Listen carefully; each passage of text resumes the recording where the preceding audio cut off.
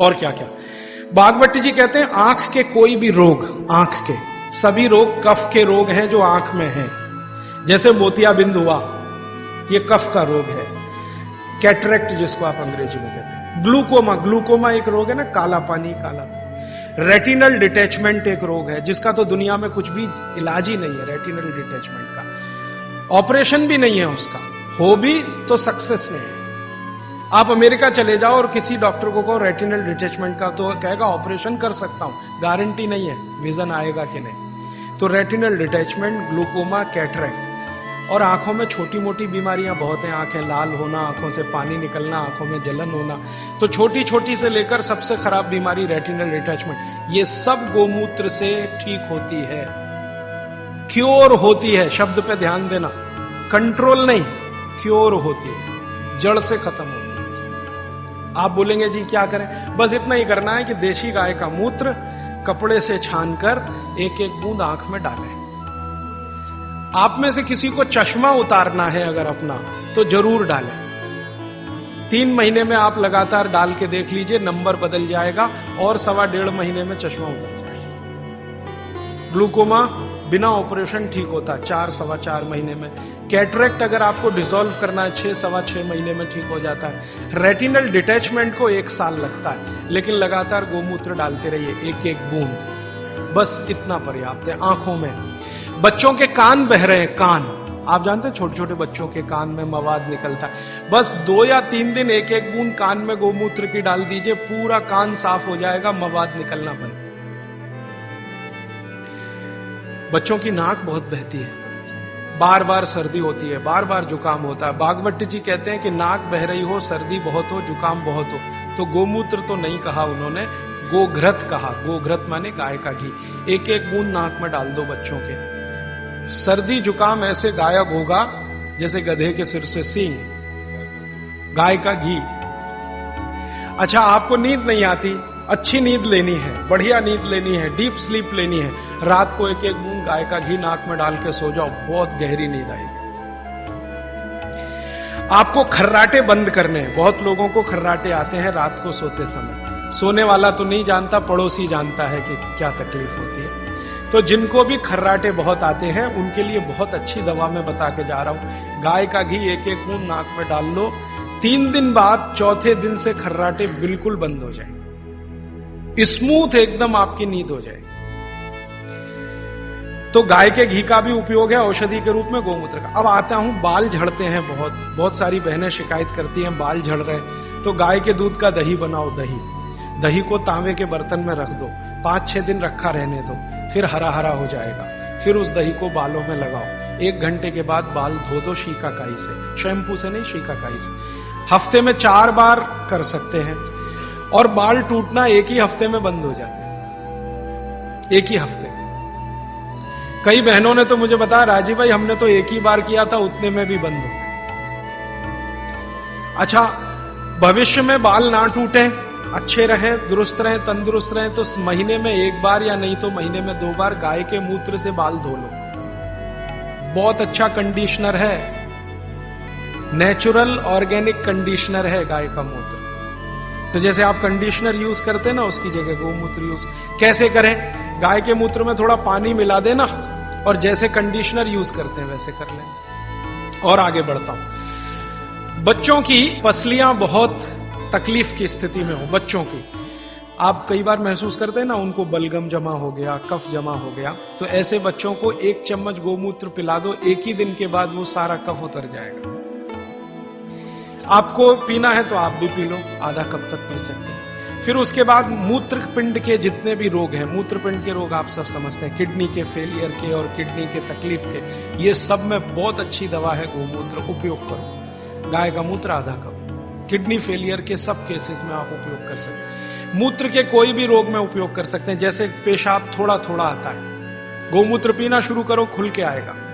पेशाब में जलन होती है, गोमूत्र पीना शुरू करो, जलन बंद। पेशाब कई बार लाल रंग का आता है, गोमूत्र पीना शुरू करो, नॉर्मल कलर होगा।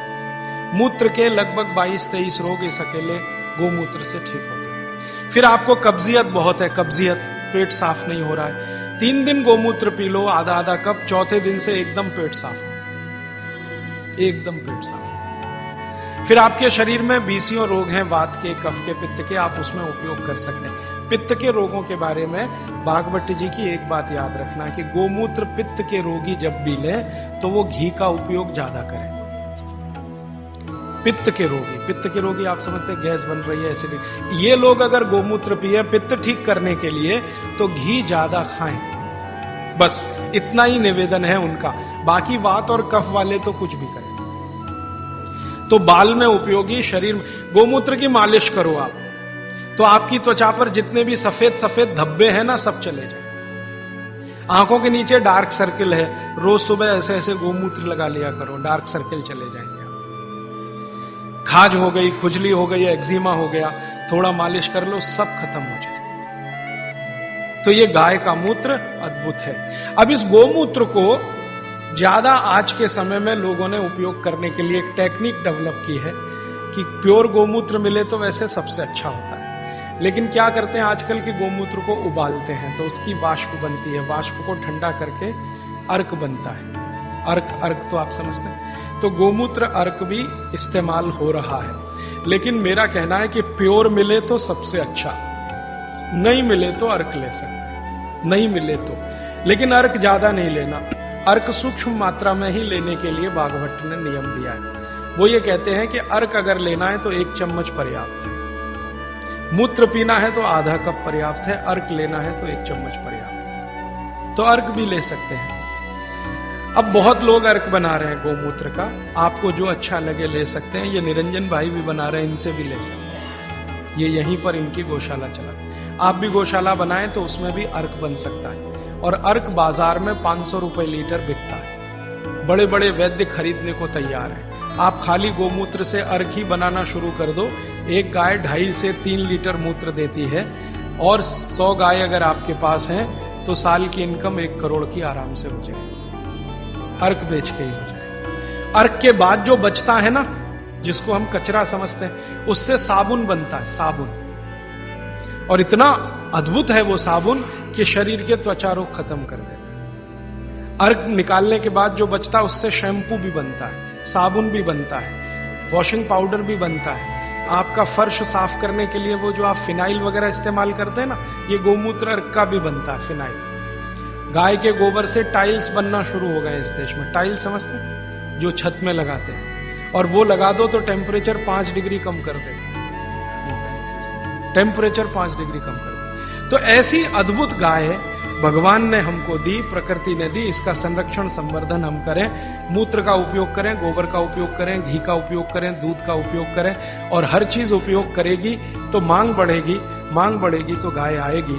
आप भी गाय रख सकते हैं। भारत में बहुत लोगों ने गाय रखी है, और कई लोग तो ये सुन सुनकर कार बेच के गाय ले आए, स्कूटर बेच के गाय ले आए, मोटरसाइकिल बेच के। क्योंकि वो कहते हैं राजीव भाई आप ही बोलते हो 10 साल के बाद मिलेगा कि नहीं डीजल पेट्रोल, भरोसा नहीं। फिर ये कार करेगी क्या, बैलगाड़ी में लगा के ले जाना पड़ेगा। तो पहले ही गाय ले आओ तो गोबर गैस तो मिल जाएगी, गैस मिल जाएगी तो डीजल ना मिले तो भी कार चल जाएगी, पेट्रोल ना मिले तो भी कार। तो ये सब मैंने आज आपको कहा। भागवत चिकित्सा का एक पूरा चैप्टर इस पर है, गोमूत्र पर। मैंने उसके कुछ सूत्र आपको बताए। आप आज से ही इनका पालन करें अपने जीवन में और सुखी रहें, निरोगी बनाएं।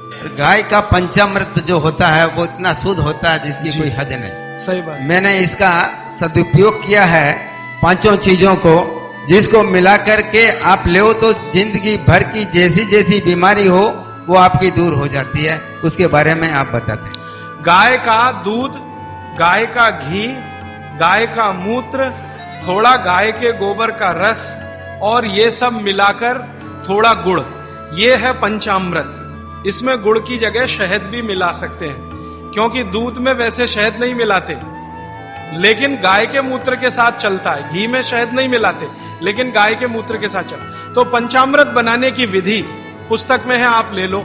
ये पंचामृत का इनका जो रिजल्ट है वो पूरे देश में वैसा ही रिजल्ट है। वात, पित्त, कफ तीनों पर एक साथ काम करता है, बहुत गहराई से असर करता है।